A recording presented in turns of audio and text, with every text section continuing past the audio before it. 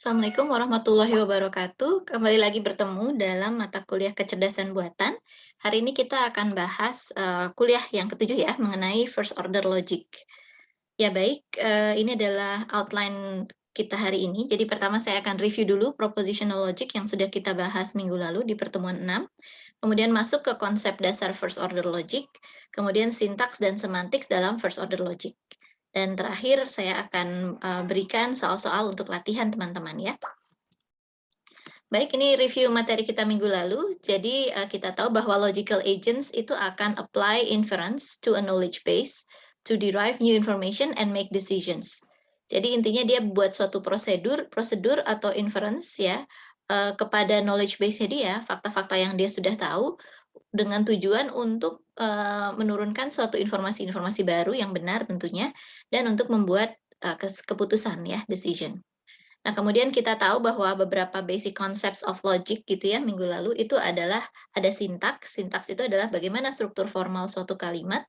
Kemudian ada semantik. Semantics itu apakah sintaksnya benar atau salah ya. Jadi terkait dengan arti sentence tersebut gitu ya. Jadi semantics itu truth of sentences with respect to models. Apakah sentence itu benar dalam suatu model? Kemudian entailment itu adalah necessary truth of one sentence given another. Ini yang soal kuis kita kemarin juga ya. Apakah suatu kalimat, suatu sentence itu benar kalau kita tahu kalimat yang lain sudah pasti benar, gitu ya. Kemudian inference itu adalah cara untuk menurunkan suatu sentence baru gitu dari sentence lain dengan suatu prosedur gitu ya. Kemudian soundness itu bahwa turunan dari atau derivation dari suatu sentence akan menghasilkan suatu sentence yang sudah pasti benar juga ya. Jadi derivations produce only entailed sentence. Kemudian completeness itu bahwa derivations can produce all entailed sentence. Jadi kalau ada sentences yang sudah pasti benar, maka itu akan bisa diturunkan dari knowledge base yang sudah ada. Jadi kalau kita bikin suatu inference atau derivations procedure gitu ya, kita harus buat yang sound dan complete.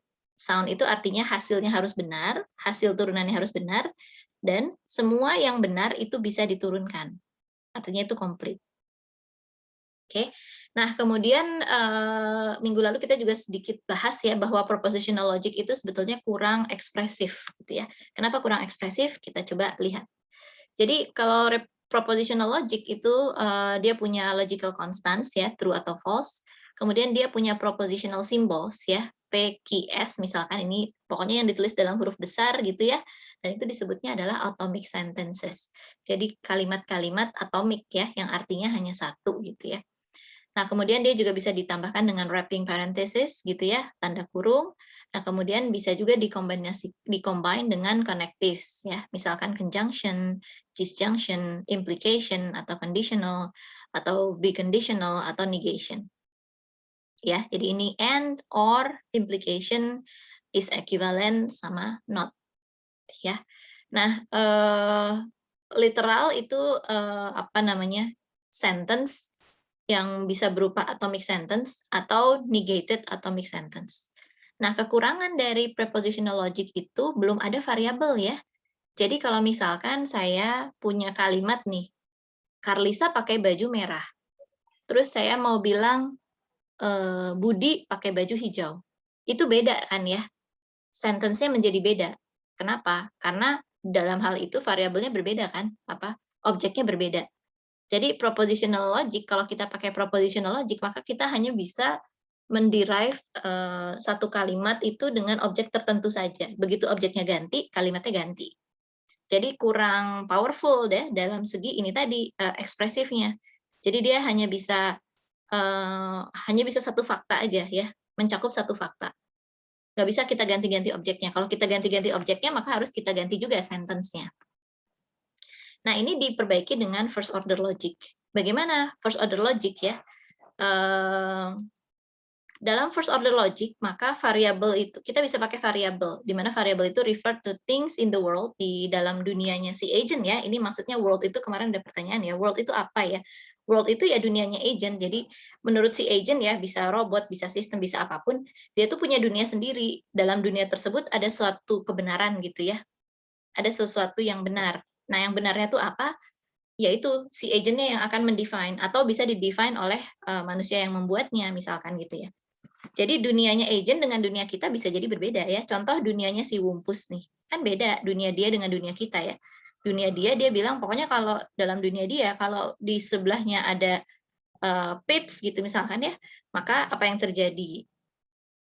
Dan seterusnya itu kan mungkin berbeda dengan dunia kita yang real gitu ya. Jadi dunia di sini pengertiannya adalah dunia agent ya. Jadi, nah kalau di first order logic kita bisa buat suatu variabel.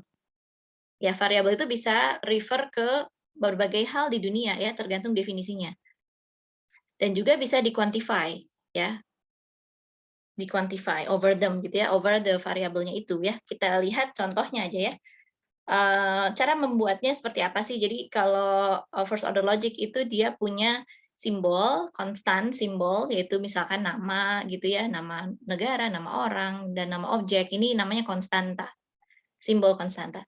Nah, simbol-simbol ini bisa diganti juga dengan variabel. Variabel itu artinya tempat penampung kan ya. Simbolnya atau konstantanya bisa beda-beda gitu, konstanta. Nilainya ya, nilai variabelnya tuh bisa beda-beda gitu ya. Tapi variabelnya sama. Contoh kita bisa bilang fx ini, f itu fungsinya, x itu adalah variabelnya. Ini artinya apa? Artinya adalah bahwa variabel ini dikenai fungsi f. Ya, contoh juga misalkan John mother of. Nah, berarti John itu adalah konstantanya gitu ya, nama orang, fungsinya adalah mother of. Jadi ibu dari John gitu maksudnya. Ya.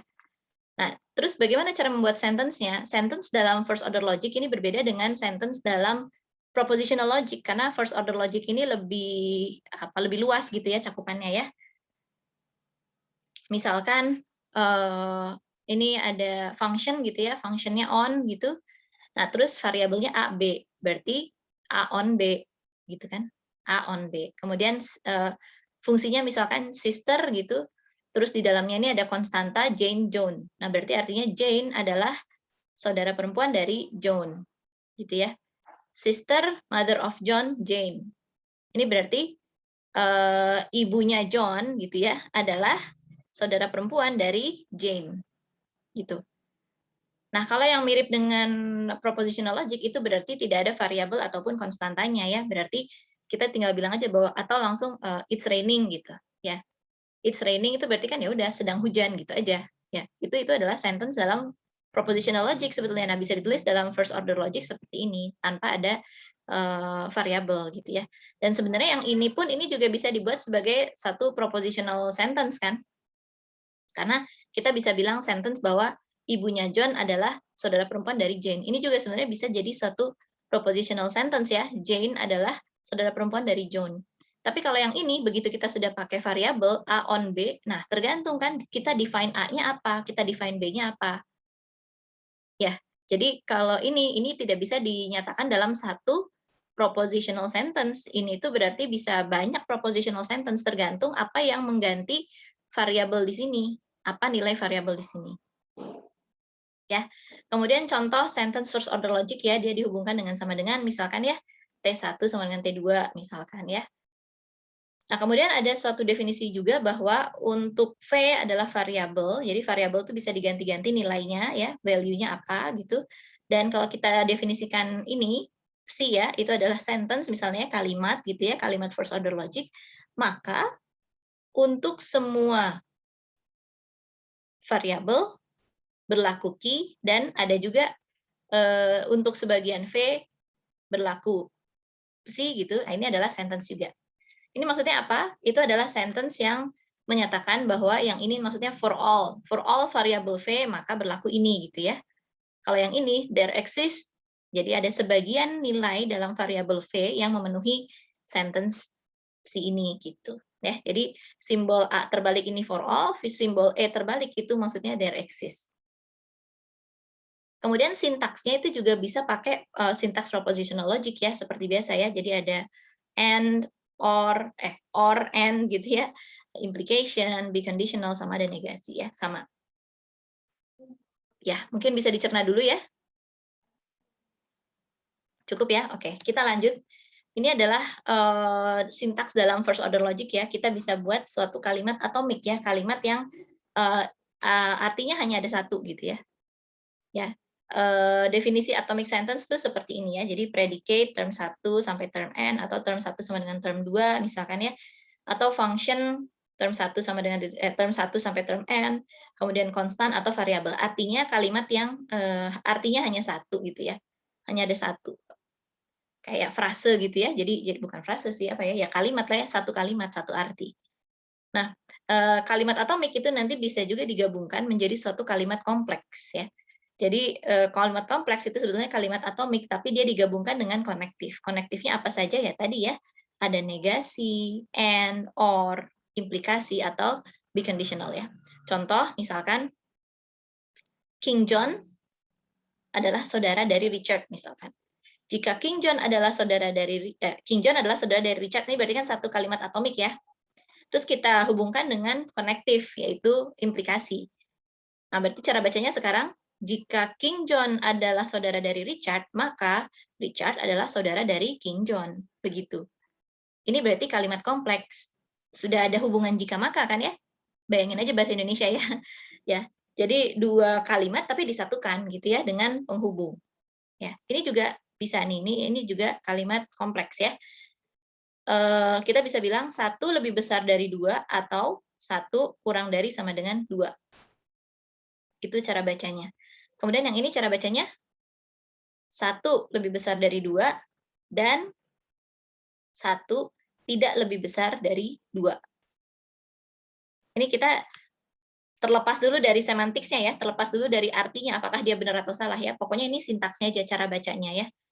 Nah, kemudian ini contoh kalimat atomiknya adalah X, ada X gitu, yang belajar sistem cerdas. Terus kalimat satunya lagi, X mengerti artificial intelligence, misalkan. Nah, kalau kita gabungkan menjadi kalimat kompleks, maka ini menjadi jika X belajar sistem cerdas, maka X mengerti artificial intelligence. Gitu ya, itu cara bacanya. Ya, sudah jelas ya sintaks first order logic ya. Ini cukup sederhana ya. Nah, setelah kita tahu bagaimana cara membuat sintaksnya, nah sekarang kita bahas benar salahnya. Ini namanya adalah semantics ya. Jadi bedakan antara sintaks dengan semantics. Kalau sintaks itu kalimatnya, bagaimana cara menulis kalimatnya. Itu namanya sintaks. Kalau benar salahnya kalimat, itu berarti semantics ya. Sekarang kalau kita lihat semantiksnya ya, untuk nomor 1 nih, sibling King John Richard, sibling Richard King John. Ini berarti betul ya, secara semantik dia betul ya. Kalau King John adalah saudaranya Richard, maka Richard adalah saudaranya King John, ya kan? Kalau kalimat nomor 2, benar apa salah? 1 lebih besar dari 2. Ini kan salah ya. Ini salah. Atau 1 kurang dari sama dengan 2. Yang ini term yang kedua, ini benar. Ya, salah atau benar, maka hasilnya adalah benar. Karena kan atau ya, salah satu benar pasti jadinya benar ya. Nah, berarti sintaks untuk yang kedua ini berarti benar. Sintaks, semantiks ya. Semantiks untuk yang kedua ini benar. Kalau yang ketiga, 1 lebih besar dari 2 dan 1 tidak lebih besar dari 2. Ini adalah kalimat yang saling bernegasi ya, saling bertolak belakang. Yang 1 lebih besar dari 2, yang satunya lagi 1 tidak lebih besar dari 2. Saling berkebalikan gitu ya. Dan dihubungkan dengan konektif and ya. Konektifnya and. Berarti dua-duanya harusnya benar ya kan, supaya dia benar. Nah, kalau ini aja sudah berkebalikan, pasti salah satu benar, salah satunya pasti salah karena kan saling berkebalikan. Jadi pasti ini semantiksnya salah ya. Atau bisa juga kita review satu-satu. 1 lebih besar dari 2 benar apa salah? Salah ya. Kemudian 1 tidak lebih besar dari 2 benar ya. Nah, yang satu salah, yang satu benar. Dihubungkan dengan N. Berarti salah ya. Untuk yang ini tergantung ini. Jika X belajar SC, maka X mengerti AI. Ini apakah benar atau salah? Semantiksnya ini tergantung knowledge base-nya bagaimana. Kalau kita punya suatu dunia ya, dunia kita nih, dunianya ilmu komputer IPB ya. Kita punya suatu dunia yang kita bilang bahwa anak-anak itu hanya boleh mengambil sistem cerdas mahasiswa hanya boleh mengambil mata kuliah sistem cerdas apabila mahasiswa sudah lulus mata kuliah kecerdasan buatan, misalkan. Berarti dalam dunia kita ini gitu ya, dunianya ilmu komputer IPB ya, itu jika mahasiswa sudah belajar SC, artinya sudah ngambil kuliah sistem cerdas, maka anak tersebut, mahasiswa tersebut berarti sudah mengerti artificial intelligence karena nilai artificial intelligence ini adalah prasyarat ya, kuliah artificial intelligence ini adalah prasyarat dari kuliah sistem cerdas, misalkan seperti itu. Nah, berarti benar dalam dunia kita. Tapi kalau kita ngomong misalkan informatics informatics atau computer science di mana misalkan, di Harvard University misalkan. Apakah ini berlaku? Ya nggak tahu kan knowledge base-nya gimana di sana. Apakah sistem cerdas itu bisa diambil tanpa prasyarat? Ataukah AI ini memang ada kuliahnya atau nggak ada kuliahnya atau gimana? Atau misalkan sistem cerdas di sana intelligence system misalkan di sana tidak ada prasyaratnya, itu menjadi suatu kalimat dasar misalkan. Berarti kalau dia baru belajar belum tentu dia mengerti kan? Dia belum tentu mengerti AI pada saat dia mulai belajar sistem cerdas gitu kan. Jadi tergantung tadi ya, tergantung bagaimana knowledge base-nya ya. Kalau kita pakai fakta-fakta yang berlaku di Ilkom IPB misalkan, maka ini berlaku benar. Tapi kalau kita ngomongin dunia atau fakta-fakta yang ada di Harvard University misalkan ya, belum tentu ini menjadi benar gitu ya. Jadi itu ya terkait dunia sebetulnya, terkait knowledge base-nya ya. Knowledge base itu fakta-fakta yang berlaku di dunia tempat kita bicara. Jadi kita ngomongnya dalam lingkungan apa dulu sih gitu ya. Tidak bisa general kan karena dunia suatu agent bisa jadi beda dengan dunia agent lain ya. Dunia mahasiswanya Ilkom IPB beda dengan dunia mahasiswanya Harvard University misalkan ya. Seperti itu. Oke, nah ini kita bahas sekarang yang universal quantification ya. Universal quantification itu yang seperti A terbalik gitu ya. Nah, tadi kita bilang bahwa jika S adalah kalimat dalam first order logic, maka universal quantification dari variabel S itu juga adalah kalimat ya. Contoh, kita mau bilang semua mahasiswa IPB adalah jenius. Maka kita bisa tuliskan seperti ini. Untuk semua X, jika X adalah mahasiswa IPB, maka X jenius. Begitu ya. Itu yang bisa kita lakukan untuk bilang bahwa semua mahasiswa IPB adalah jenius. Jadi kita bacanya, untuk semua variabel X, jika X adalah mahasiswa IPB, maka X jenius. Ya, seperti itu. Ya, bisa dipahami ya. Nah, jadi untuk universal quantification itu biasanya untuk semua variabel itu digabungkannya dengan jika maka ya, dengan implication. Ini biasanya adalah konektif yang digunakan bersama dengan untuk semua ya, universal quantification. Nah, masalah yang sering terjadi atau kesalahan yang suka dilakukan adalah menggunakan N sebagai konektif untuk universal quantification. Ini jadi salah ya. Misalkan untuk semua X, maka X adalah mahasiswa IPB dan X adalah jenius. Kalau X ini adalah mahasiswa yang ada di dunia, gitu ya, semua mahasiswa yang ada di dunia, misalkan di dunia kita ya, dunia nyata kita ya, maka kalimat ini berarti semua orang di dunia ini itu atau semua mahasiswa yang ada di dunia itu adalah mahasiswa IPB dan semuanya jenius. Padahal kan belum tentu ya. Kalau X itu adalah himpunan mahasiswa yang ada di dunia, belum tentu semuanya kuliahnya di IPB kan. Bisa aja kuliahnya di mana? Di UI atau di ITB atau di UGM atau di mana? Tergantung si X-nya ini ya, tergantung himpunan X-nya ini. Apakah kita define X ini sebagai mahasiswa IPB saja memang gitu. Nah, kalau X ini memang mahasiswa IPB saja, berarti statement mahasiswa X IPB ini juga nggak perlu kan? Sentence mahasiswa X IPB nggak perlu. Kenapa? Karena X-nya sudah kita batasi bahwa X ini adalah mahasiswa IPB, himpunan mahasiswa IPB. Jadi langsung aja untuk semua X, jenius X. Karena kita sudah batasi bahwa X-nya ini adalah mahasiswa IPB doang gitu ya. Tapi kalau X-nya ini tidak kita batasi menjadi mahasiswa IPB saja, X-nya ini misalkan seluruh mahasiswa yang ada di dunia gitu, seluruh pelajar yang ada di dunia, terus kita bilang kalimat seperti ini. Nah, kalimatnya secara semantik jadi salah kan? Karena tidak semua mahasiswa kuliahnya di IPB dan tidak semua mahasiswa jenius misalkan begitu kan ya. Jadi kalimat ini menjadi tidak berlaku. Kalau himpunan X-nya ini adalah mahasiswa di seluruh dunia. Tapi kalau yang ini berlaku, walaupun X-nya ini seluruh mahasiswa yang ada di dunia, tapi kita tahu bahwa misalkan semua mahasiswa IPB itu memang jenius, kita mau ngomong gitu ya. Berarti untuk semua X, jika X adalah mahasiswa IPB, artinya tidak semua ya. tidak semua himpunan X ya, hanya jika X-nya ini kuliah di IPB ya. Fungsi statement-nya adalah menyatakan bahwa kalau X-nya itu kuliah di IPB, maka pasti X-nya jenius. Tapi kalau nggak kuliah di IPB, ya nggak tahu jenius atau enggak ya. Kan itu jika maka kan seperti itu ya. Nah, seperti itu ya. Oke, teman-teman ya. Bisa diikuti ya. Nah, jadi hati-hati penggunaan universal quantification. Kemudian kita lanjut ke existential quantification. Ini adalah yang tadi ya, jika S kalimat, maka existential quantification of variable X, of variable dalam S itu adalah kalimat juga. Ya, contoh kita mau bilang ada mahasiswa IPB yang pintar. Maka kita bilangnya untuk sebagian X, di mana X ini adalah mahasiswa IPB, ya, ada yang pintar. Maksudnya ada sebagian X di mana X ini mahasiswa IPB dan X ini pintar.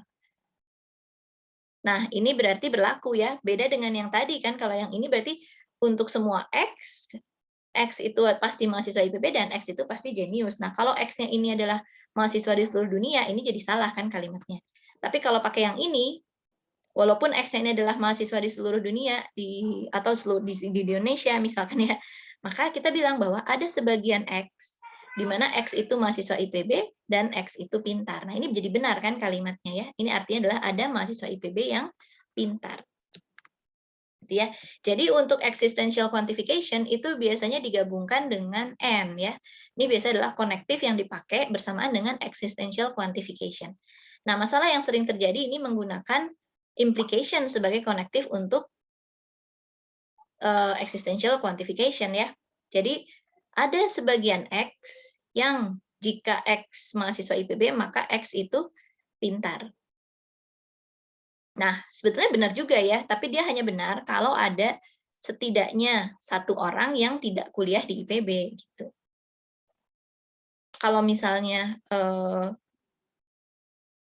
kalau maksudnya ada setidaknya satu objek yang tidak memenuhi ini gitu ya, yang dia mahasiswa IPB, tapi dia tidak pintar misalkan gitu ya, atau ada yang tidak kuliah di IPB, gitu ya, disregard apakah dia pintar atau tidak. Jadi ini baru benar kalau memang si X-nya ini bukan yang mahasiswa IPB semua, atau memang mahasiswa IPB tapi tidak pintar, atau ada anggota dari X yang mahasiswa IPB tapi tidak pintar. Karena ini kan dibilangnya untuk sebagian ya. Untuk sebagian X, jika X mahasiswa IPB, maka X pintar. Ya, tapi ini jadi rada membingungkan ya kalimatnya gitu ya. Seperti itu ya. Ini jadi apa? Ya tidak membatasi apa-apa, tidak ada artinya sebenarnya si kalimat ini. Ya kan? Gitu ya. Oke, kita lanjut ya. Nah, sekarang teman-teman juga perlu hati-hati pada saat menggunakan existential quantification dan universal quantification ya.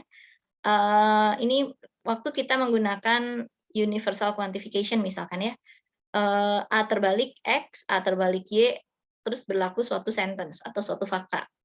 Ini sama saja dengan kita menulis untuk semua X, untuk semua Y, untuk semua X, berlaku suatu fakta S. Nah, ini bisa juga kita tulis untuk semua X, Y, berlaku sentence S. Gitu. Ya, sama juga dengan existential quantification ya. Kita bisa bilang untuk sebagian X, untuk sebagian Y, berlaku sentence S. Sama juga dengan untuk sebagian Y, untuk sebagian X, berlaku sentence S. Dan ini bisa kita tulis untuk sebagian XY, berlaku S. Nah, tapi kalau nanti dia adalah kombinasi dari universal quantification dengan existential quantification, seperti untuk sebagian X, untuk semua Y, berlaku sentence tertentu. Ini tidak akan sama dengan untuk semua Y, untuk sebagian X, berlaku suatu sentence S. Ini belum tidak sama ya. Contoh, predikatnya atau fungsinya mencintai. Variabel pertamanya X, variabel keduanya Y. Nah, dibilang bahwa untuk sebagian X, untuk semua Y, mencintai X, Y. Ini artinya ada sekurang-kurangnya satu orang, atau adalah orang gitu yang mencintai semua orang di dunia. Di dunia apa ya? Dunia tergantung ya, dunia apakah dunia definisi dunianya dulu kan ya, apakah seluruh dunia kita, atau dunianya maksudnya Indonesia aja, atau dunianya mungkin Ilkom aja, atau dunianya misalnya Jawa Barat aja gitu ya. Jadi kalau kalau kalimat seperti ini kita definisi dunianya dulu ya. Nah, misalkan eh, X sama Y ini adalah orang-orang yang hidup di dunia di mana dunianya itu kita batasi Departemen Ilmu Komputer, misalkan Departemen Ilmu Komputer IPB. Berarti ada sekurang-kurangnya seseorang di dalam Departemen Ilmu Komputer IPB ini yang mencintai semua orang di Departemen Ilmu Komputer IPB ya, yaitu berarti mungkin Kadep ya atau Sekdep gitu ya. Ketua departemen kan pasti mencintai semua sivitas yang di dunia. Atau misalkan kita ngomong Jawa Barat ya, dunianya Jawa Barat. Berarti ada sekurang-kurangnya seseorang di Jawa Barat yang mencintai semua orang di Jawa Barat ya. Yang misalkan siapa? Gubernurnya misalkan gitu kan, atau wakil gubernurnya gitu ya. Gitu ya. Jadi itu ya, itu dunia itu tergantung ya, kita definisikannya dunianya itu apa ya. Juga kalau misalkan dunianya robot ya boleh juga kan ya, terserah mau dunianya robot, mau dunianya sistem, apapun ya. Jadi kemarin ada ngomong dunia-dunia tuh ya maksudnya itu ya. Dia ada di lingkungan yang seperti apa. Jadi lingkungan apa yang kita define di situ gitu ya. Nah, sekarang kalimat yang kedua ya. Untuk semua Y, untuk sebagian X mencintai Y, X. Ini berarti apa? Ini artinya adalah semua orang di dunia ya, misalkan di mana ya tergantung dunia tadi ya, semua orang di dunia mencintai sekurang-kurangnya satu orang gitu ya, kan jadi beda artinya dengan yang atas. Kalau yang atas ada sekurang-kurangnya seorang yang mencintai semua orang di dunia ya. Kalau dunianya adalah dunia kita yang real kita sekarang, berarti ada sekurang-kurangnya seseorang yang mencintai semua orang di dunia. Berarti siapa ya? Nabi mungkin ya, Nabi Muhammad misalkan ya, itu seseorang, beliau adalah seseorang yang mencintai semua orang di dunia ini gitu kan. Itu arti dari sentence yang pertama. Tapi sentence yang kedua ini berarti semua orang di dunia mencintai sekurang-kurangnya satu orang. Ya ini kita semua lah ya, halayak ya. Kita semua kan mencintai minimal satu orang lah. Kecuali si Thanos misalnya ya. Thanos kan tidak mencintai siapa-siapa. Oh ternyata pas terakhir-terakhir dia mencintai juga ya. Mencintai si Gamora ternyata ya gitu. Jadi berlaku ya, semua orang di dunia mencintai sekurang-kurangnya satu orang ternyata gitu ya. Oke ya, bisa dipahami ya. Nah, sekarang waktunya untuk kita latihan ya. Jadi teman-teman untuk bisa memahami sintaks dan semantics dari first order logic maupun propositional logic, maka teman-teman harus rajin latihan ya. Sekarang latihan bikin kalimatnya aja dulu, semantiksnya nanti dulu ya. Kita bikin kalimat. Gimana cara kita bikin kalimat ayah adalah orang tua? Bagaimana cara kita mendefine bahwa ayah itu adalah orang tua ke suatu agent yang mau kita program? Ini kan sebenarnya tujuan kita belajar ini untuk ngajarin agent kan, cara berpikir seperti kita gitu ya. Jadi kita define suatu himpunan X, ya kita define himpunan Y gitu. Terus kita define variabel anggota variabel X ini yang berlaku predikat yang dapat dikenai predikat ayah itu siapa aja, Y-nya juga siapa aja gitu kan ya. Nah, gini kita bisa define bahwa untuk semua X dan Y, apabila X adalah ayah dari Y, maka X adalah orang tua juga dari Y. Gitu ya. Nah, kita define ini. Yang bisa dikasih predikat ayah siapa, yang bisa dikasih orang tua siapa. Itu nanti menentukan semantics dari kalimat ini apakah benar atau salah. Ya. Kalau semanticsnya ini ternyata salah, ya berarti kita mendefine value-value dalam variabelnya itu salah jadinya ya. Seperti itu ya. Ini kita ngomong sintaksnya dulu ya, belum ngomong semantics ya. Jadi kita nggak tahu dalam variabel X ini apa aja yang bisa dikasih predikat ayah terhadap Y gitu. Dalam variabel ini yang bisa dikasih predikat orang tua terhadap Y, siapa aja kita juga nggak tahu ya. Gitu ya. Itu kan terkait semantics nanti. Nah, oke, sintaks dulu. Sintaks sekarang, hubungan saudara berlaku simetris. Nah, berarti kita bisa bilang bahwa jika X adalah saudara Y, maka X adalah saudara Y, jika dan hanya jika Y adalah saudara X. Ya, jadi ini berlaku kebalikannya juga ya. Terus kita mau ngomong ibu adalah orang tua berjenis kelamin perempuan. Maka bisa kita tuliskan untuk semua X dan Y, jika X adalah ibu dari Y, maka X adalah orang tua dari Y, dan X adalah perempuan. Ya, oke. Terus kita mau bilang ke agent bahwa sepupu adalah anak dari saudara orang tua. Maka kita bisa bilang kalimatnya seperti ini. Untuk semua X dan Y, ya, X adalah sepupu dari Y jika dan hanya jika ada OX dan OY, ada variabel OX dan OY, di mana OX ini adalah orang tua dari X, dan OX adalah saudara dari OY, dan OY adalah orang tua dari Y. Nah, ini teman-teman bisa pelajari nih. Untuk semua X dan Y, berlaku bahwa dia adalah sepupuan kalau ada variabel lain yaitu OX dan OY, di mana OX ini orang tuanya si X, OY itu orang tuanya si Y, dan mereka berdua bersaudara. Ini kenapa pakai ada untuk sebagian? Karena kan belum tentu semua variabel di sini itu orang tua, ya kan? Belum tentu dia bisa dikenai orang tua gitu kan. Tapi sentence ini semua tuh berlaku untuk semua X dan Y kan. Jika ini terpenuhi, maka X dan Y pasti sepupuan gitu. Ini berlaku untuk semua X, Y. Tapi untuk yang apakah dia orang tua atau saudaraan gitu, itu hanya berlaku untuk sebagian. Karena kan tidak semuanya merupakan orang tua ya, dari himpunan OX dan OY itu.